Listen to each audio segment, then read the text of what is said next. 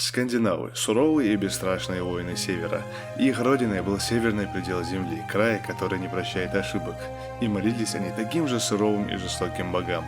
Их жажда лучшей доли была настолько сильна, что без малого 3 столетия вошли в историю как эпоха викингов. А в этом выпуске мы расскажем о тех викингов, которые оставили заметный след в истории человечества. Сразу хочу предупредить тех, кто недавно начал смотреть сериал «Викинги». В видео будет несколько спойлеров. И не говорите, что я не предупреждал.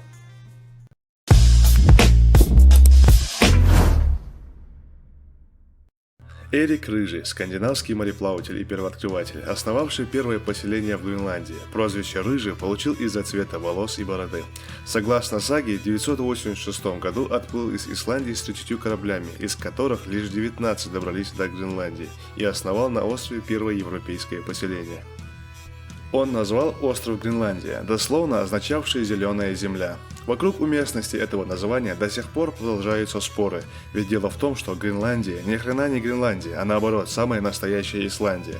Некоторые ученые считают, что климат в этих местах в то время был действительно гораздо мягче, и прибрежные территории были покрыты густой травянистой растительностью.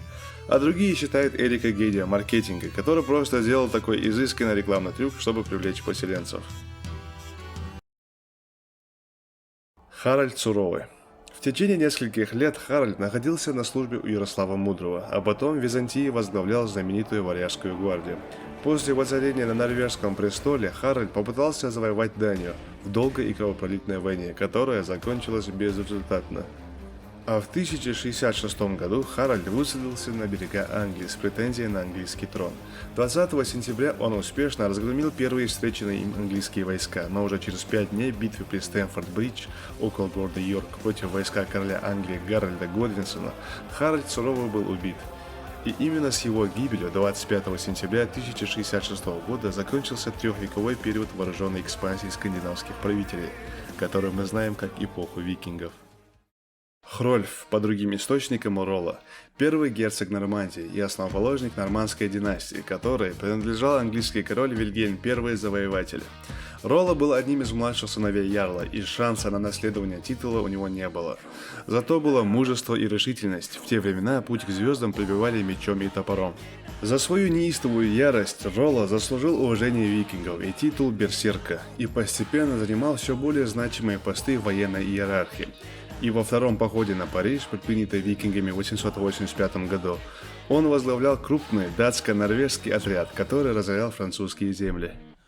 Во Франции имя Хрольфа произносили как Ролан, а в 911 году король Франции Карл III по прозвищу Простоватый, не имея сил для борьбы с викингами, заключил с Ролло договор, согласно которому он получал во владение побережье Сены с центром в Руане.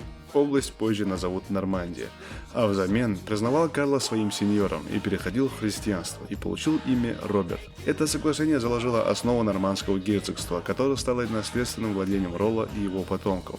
И да, как показано в сериале, он женился на дочери короля Гизелле. Рюрик. Согласно русским летописям, варяг, правитель северо-западной Руси, новгородский князь и родоначальник русской княжеской, ставшей впоследствии царской династии Рюриковичей, которые правили Россией 740 лет. Варяг Рюрик с братьями по приглашению таких племен, как Чуть, Ильменские словени, Кривичи и Весь, был призван княжить Новгород. Это событие, традиционно отчитывающее начало правления династии Рюриковичей и объединение Новгородской и Киевской Русь, в историографии получило условное название как «призвание варягов». Летописец назвал причину приглашения междоусобицу. Некоторые исследователи отождествляют его с Рюриком из Ютландии. Это если верить нормандской теории происхождения российского государства. Сторонники антинорманизма предполагают различные альтернативные версии происхождения Рюрика, в том числе, что Рюрик – представитель княжеского рода славянского племени абадритов, а его имя – славянское родовое прозвище, связанное с соколом Ророк, который, кстати, изображен на гербе Рюриковичей. Рагнар Лодброк, ставший особенно популярным после известного американского сериала «Викинги». Подробности о его жизни и деятельности известны из скандинавских саг и «Деяния данов». «Деяния данов» — это хроника датского историка 12 столетия Саксона Грамматика, которая повествует, как Рагнар промышлял набегами и морским разбоем. Ученые и лингвисты до сих пор бьются по поводу прозвища Лотброк. Кто-то считает, что это следует переводить как «темно-зеленые штаны». Другие ученые полагают, что одежда здесь вообще ни при чем. Выдающийся исландский историк и лингвист Герман Пельсон согласен с тем, что Лотброк – староанглийское слово, однако, по его мнению, оно является исковерканным исландским «лейтброга», что переводится как «пугающий людей» или «наводящий страх». Бытует также перевод прозвища Лотброк как судьбознаменное. Лот – судьба, Брок – знамя. Согласно этому толкованию, Рагнар ходил в бой под знаменем ворона. Знамя ворона – это треугольный стяг с изображением черного ворона, под которым ходили военные корабли викингов. Его поднимали во время набегов, чтобы вселить ужас противника. Аналогичную функцию позднее выполнял пиратский флаг с черепом и костями. Предполагает, что исторический Рагнар действовал в первой половине IX века и был одним из наиболее влиятельных вождей Дании. Вероятно, он был сыном Сигурда Кольцо. Одним из важнейших событий в его биографии, которое и сделало Рагнара Лотброка таким знаменитым, было нападение на Западную Франкию и захват Парижа в 845 году. Захват был успешный, а королю Карлу Лысому пришлось заплатить викингам выкуп 3 тонны серебра, чтобы спасти город от разрушения. Рагнар сдержал слово и оставил Париж без существенных разрушений, однако на обратном пути через Северную Францию он грабил все местности, через которые проходило его войско. Другой примечательный эпизод жизни Рагнара Лотброка – это поход в Британию в 865 году.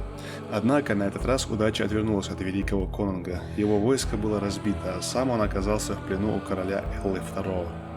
Король, особо не церемонясь, приказал бросить викингов в яму с ядовитыми змеями, где тот умер мучительной смертью. По преданию, умирая, Рагнар воскликнул: «Как захрюкали бы мои родные поросята, зная не каково сейчас мне, старому кабану». Намекая, что Илле II следует опасаться мести его сыновей, и, как мы знаем, это были не пустые слова. Next.